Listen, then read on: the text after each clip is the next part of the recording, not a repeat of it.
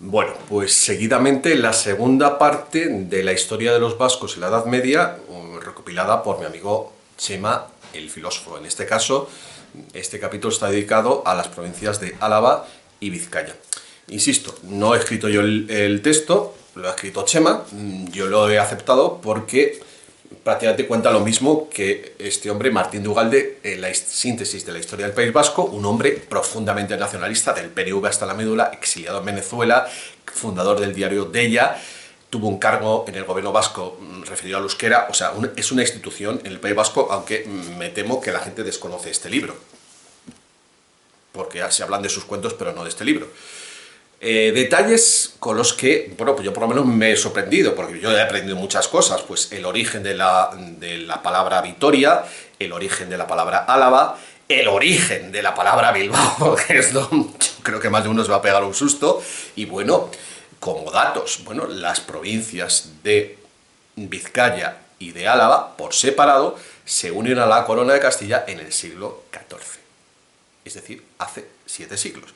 Y cada una de las provincias vascongadas, Guipúzcoa, Vizcaya y Álava, se unen en diferentes momentos. Bueno, son cosas de las que luego habrá que reflexionar en otro momento, otro día. Pero, queridos paisanos vascos, esta es una historia que seguramente nos cuentan en el colegio, nos cuentan en la universidad, pero es la historia en base a los datos históricos. Estamos hablando de documentos que están en el archivo de Salamanca, en fin, historia aceptada. Pues ahí va. Álava es la menos vasconizada de las tres provincias vascongadas. Igualmente, la presencia romana en su territorio es más evidente que en las demás.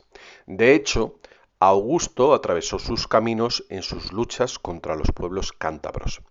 En tiempos de los visigodos, Álava fue una tierra levantisca y rebelde contra los godos.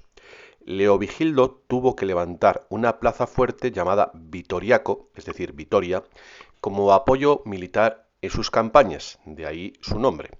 Tal vez por eso fue el territorio vasco antes cristianizado y opuesto, por tanto, al arrianismo de los visigodos. El nombre de Álava aparece junto al de Vizcaya en la misma crónica de Alfonso III en el siglo IX. El nombre es castellano. Nada extraño teniendo en cuenta que muchos fugitivos de las tierras invadidas por los moros en la región del Duero se refugiaron en Álava, razón por la cual Álava, Áraba, se castellaniza rápido. Por lo tanto, el origen de Vitoria es una plaza militar fundada por los visigodos, al igual que León era el campamento militar romano que albergaba a la Legión 7 Gémina. Así, en el siglo X, el primer conde castellano que aparece, aún dependiendo de León, es el señor de Álava y conde de Castilla Fernán González, creador del condado de Castilla, futuro reino. Bajo su mando, castellanos, alaveses y navarros combatieron a Abderramán III, que por cierto era hijo de madre vascona y sobrino de la reina Toda de Navarra. Lo combatieron en las batallas de Simancas, Osma y San Esteban de Gormaz. Recordemos que la reina vascona Toda fue la abuela de España, pues emparetó a todos sus descendientes con todos los reyes peninsulares, condes y señores, estableciendo lazos de sangre desde León, Castilla, Ribagorza y Aragón hasta la corte cordobesa. Por eso los reyes de Navarra fueron, junto con los condes castellanos, los protectores de Álava en los primeros siglos. El asedio a Vitoria fue realizado entre 1199 y 1200 por las tropas del Reino de Castilla de Alfonso VIII en la invasión del territorio occidental del Reino de Navarra, donde reinaba el monarca Sancho VII. En el testamento de Alfonso VIII se lee el arrepentimiento que le sobrevino en el momento de su muerte, reconociendo que había obrado injustamente con su primo Sancho VII de Navarra al haberle arrebatado por la fuerza los castillos y villas de Álava.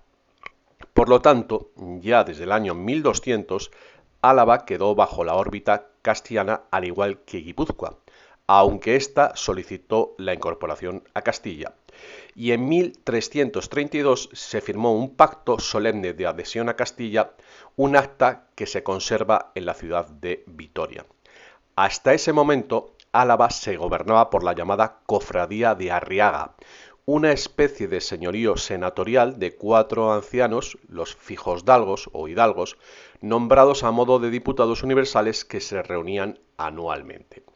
Tras la incorporación a Castilla, y al cesar en sus funciones la cofradía, el rey se comprometió a, comillas, no enajenar jamás el territorio y mantenerlo siempre unido a la corona. Juramento de adhesión y permanencia muy parecido al que los reyes contrajeron con Guipúzcoa. Al igual que los guipuzcoanos, los alaveses mantuvieron permanentes tensiones y luchas limítrofes con los navarros por cuestiones domésticas, de agricultores y ganaderos, unas luchas vecinales muy propias de aquellos tiempos. Sin embargo, se implicaron mucho en las luchas de la Reconquista junto con los ejércitos castellanos. En la batalla de las Navas de Tolosa con Alfonso VIII en 1212 contra Miramamolín, en la toma de Baza, llevada a cabo por Fernando III el Santo en 1227, y en la conquista de Granada, comandados por el diputado general don Diego Martínez de Álava. Hay que citar obligatoriamente al gran canciller alavés don Pedro López de Ayala, personaje clave en los reinados de Pedro I, Enrique II, Juan I y Enrique III.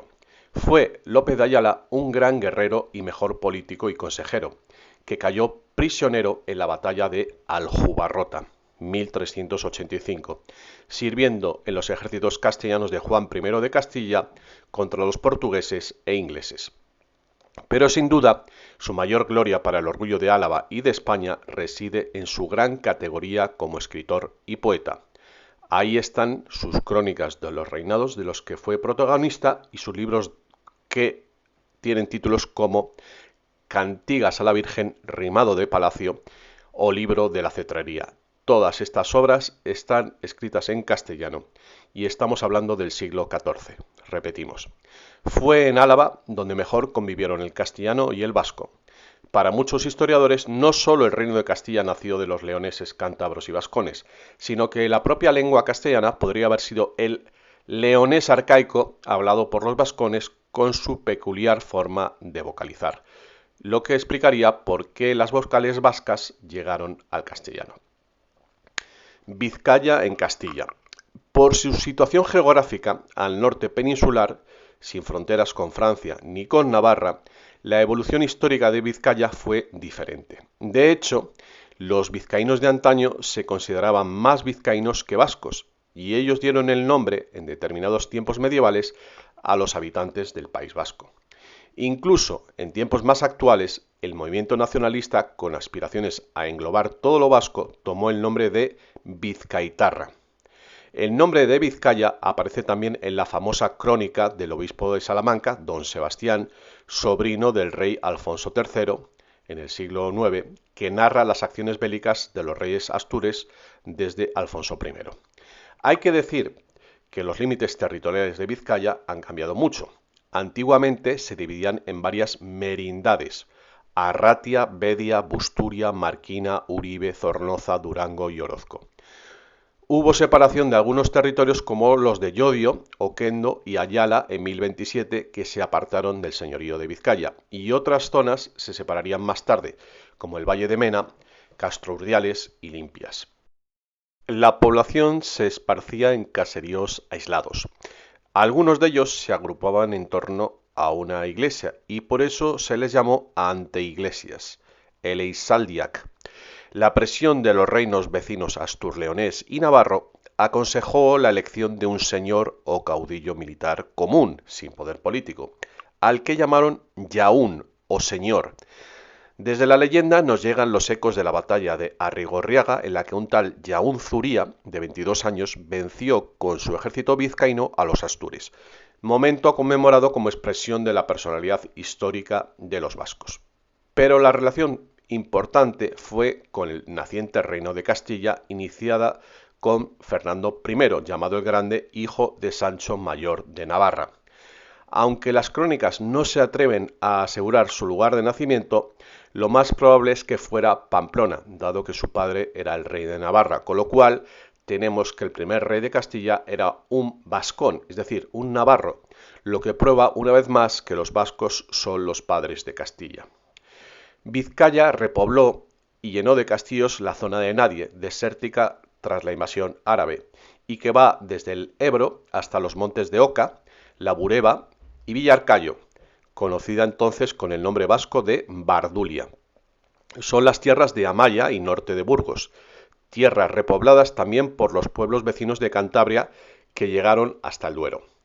Confirman estos datos los más de 190 topónimos vascos que aparecen solamente en el partido burgalés de Belorado. Todos estos datos, aparte de otros muchos, avalan lo que los cronistas llaman Primera y Segunda Castilla, es decir, el núcleo de Castilla la Vieja es de origen claramente vascón. Esto explica la íntima conexión que se va a producir entre el señorío de Vizcaya y la corona de Castilla. La genealogía de los condes y señores de Vizcaya, desde el siglo XI hasta que el señorío se incorpora a la corona castellana en el siglo XV, comprende 12 generaciones y múltiples enlaces matrimoniales. Por nombrar los más importantes, en 1040 el conde de Vizcaya y del Duranguesado, Íñigo López, se casa con una hija del conde de Asturias y Santillana. Le sucede otro Íñigo, Íñigo López, que es también conde de Álava y Guipúzcoa. En este tiempo, Vizcaya y Guipúzcoa pasan a pertenecer a Navarra. Diego López de Haro, último conde de Vizcaya, bajo cuyo gobierno Vizcaya pasa a formar parte del reino de Castilla. Desde este último don Diego hasta casi 200 años después se suceden los señores de la Casa de Haro, entroncados con los Núñez de Lara y con múltiples enlaces con la familia real de Castilla hasta el rey Juan I, 1370-1390, a cuya corona se une definitivamente el señorío de Vizcaya.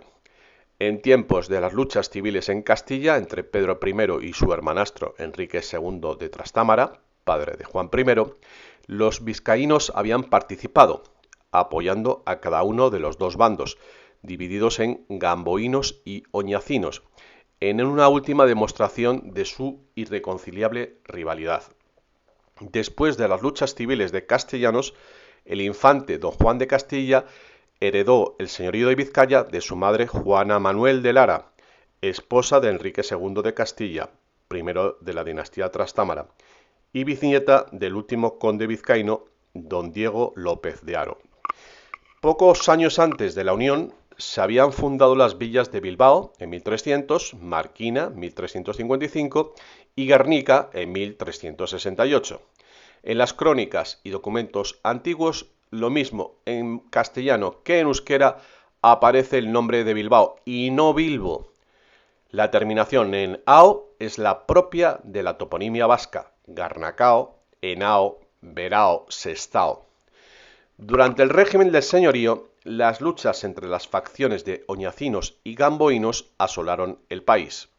Los linajes vizcaínos comprometidos en esas luchas fueron los Avendaño, Urquizu, Butrón, Mújica, Leguizamón, Zurbarán, etc. La familia Butrón dirigió el bando oñacino y la de Avendaño el gamboíno. Fueron las luchas entre las gentes del mar y la montaña, o dicho con cierto humor, entre boinas y chapelas. Solo la intervención de los reyes de Castilla, señores ya de Vizcaya, acabó con las banderías tribales, cuando el rey los incorporó a sus ejércitos. Así, estas grandes familias vizcaínas lucharon al lado de los castellanos en la guerra de Portugal, en Nápoles o contra los moros en Granada. Los reyes de Castilla siempre juraron y respetaron los fueros, privilegios, es decir, leyes privadas, y costumbres. En 1342 se hizo una recopilación parcial de leyes de Vizcaya. En 1452 la Junta General publicó el llamado Fuero Viejo, revisado en 1526 y que estuvo en vigor hasta 1839, es decir, el final de la Primera Guerra Carlista. Las discusiones de las juntas se hacían en castellano o en vasco con traductor oficial, pero todos los funcionarios debían saber tanto el vasco como el romance. El diputado general no tenía residencia fija y hasta tiempos modernos no existió capital foral. En 1390, Juan I de Castilla, señor de Vizcaya, instituyó un juez mayor y la instancia superior estuvo en Valladolid. Todos los vizcaínos eran declarados nobles y libres, y para adquirir la ciudadanía vizcaína había que probar la pureza de sangre. Es cierto, no obstante, que tanto los reyes de Navarra como los de Castilla encontraron resistencia por parte de los vizcaínos en algunas ocasiones para imponer su dominio y autoridad. Algo, por otra parte, nada extraño en aquella España aún feudalizada, donde la autoridad real tuvo que abrirse paso en medio de luchas y tensiones con los nobles levantiscos hasta bien entrado el reinado de los reyes católicos. Ahora bien, estos enfrentamientos, a menudo entre parientes, fueron siempre para imponer la autoridad real, nunca para suprimir derechos y libertades, ni suprimir los fueros de que gozaban muchas localidades y regiones en toda la España cristiana, en todos los reinos. Por otra parte, los señores de Vizcaya, los Haro o Lara, aceptaron siempre la autoridad superior de los reyes de Navarra o Castilla, de los que, siguiendo la estructura de los códigos medievales, se sentían vasallos.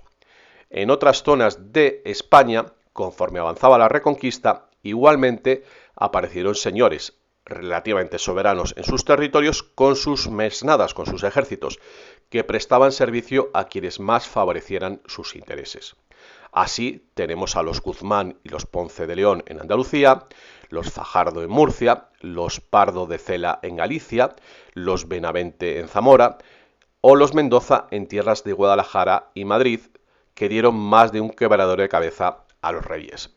Y lo mismo ocurrió en la Corona de Aragón, especialmente con los señores de los condados catalanes. La diferencia con Vizcaya está en el hecho diferencial, ese sí, de haber sido la cuna ancestral de la Castilla reconquistadora de la Hispania visigoda y cristiana durante toda la Edad Media. Lo que otorga a los vascos y vascongados, hay que reconocerlo, junto con astures y cántabros, una especie de pedigrí de autenticidad hispana. Por eso fueron siempre fieles a Castilla, como los reyes de Castilla lo fueron con ellos, y también fieles a España, como España lo fue con ellos, hasta que los grandes errores que se cometieron en el siglo XIX, en ese siglo de desastres para España, dio origen a un nacionalismo que llega hasta nuestros días.